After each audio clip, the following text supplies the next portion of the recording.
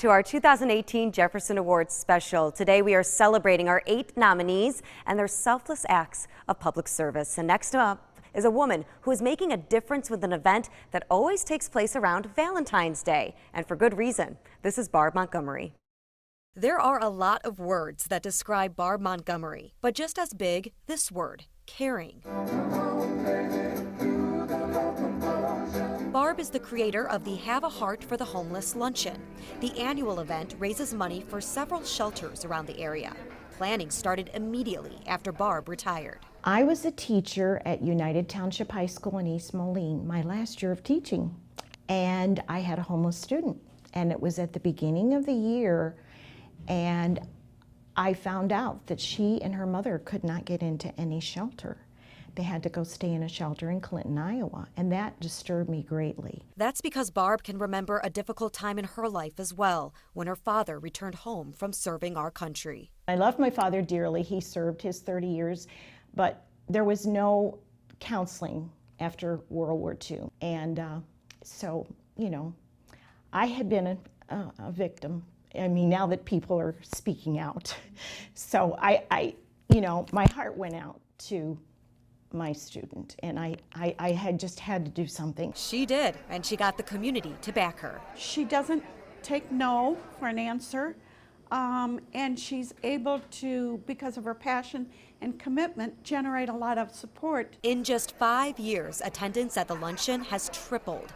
But as the event grows, so does the need, and Barb's need to help. There's 2 ways Barb does that. People that are into making cookies. She loves to shop.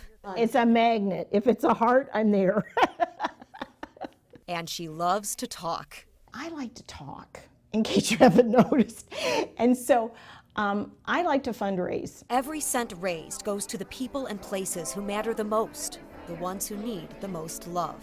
This is one of my favorite quotes that I have, and it says, "To the world, you may be just somebody, but to somebody, you just might be the world." And our next nominee is doing something small that means a lot. Introducing Sharron Haslett.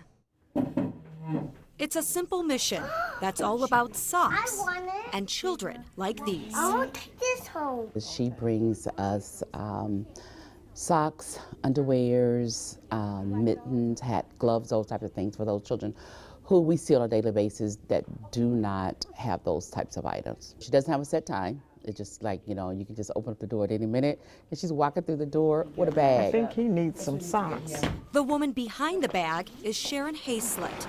More than a decade ago, she started Thy Loving Kindness Ministry. All God's children shall have socks. We don't want no child to be without. The nonprofit began at a local church. We started out in selling pop cans. And now serves schools, shelters, and nursing homes across the area by supplying people with thousands of these items every year. Our motto is to help those in need regardless of race, color, or creed. So we don't discriminate anyone. One of Sharron's stops is Skip Along in Rock Island. And she doesn't just stop by once. She visits whenever she can to keep this site's stash full. Not only does she provide for the Rock Island campus children and their families, we also have an open door program within Skip Along, and she also gives to the open door program and the site director there, and they distribute those socks and mittens or whatever she gives to them to the community as a whole. Someone helped us when we were kids, and I want to be able to be a blessing to someone else. And that's what we try to do, is make sure all God's children have socks. And our next Jefferson Awards nominee is someone you probably recognize by more than one name. This is Jan Taba. Hi, my name's Jan. For 1 month every year, Jan Taba goes by another name. Mrs. Claus. Guess who's here? This Christmas tradition started more than 2 decades ago, when now Davenport Fire Chief Mike Carlston discovered Mrs. Claus at a popular local restaurant, Taba Steakhouse. I was dressed up as Mrs. Claus and we were singing Christmas carols down here. And he asked would I go with him to the call home. And to this day, The Davenport Fire Department and Mr. and Mrs. Claus still go to the call home every single year. We never miss it. They also never miss a stop at Genesis Hospital's Pediatrics Unit or the annual holiday dinner at the Center for Active Seniors. It's a community mission that grew thanks to Lieutenant Mark Kakert, who passed away in 2016. Lieutenant Kakert's part of that.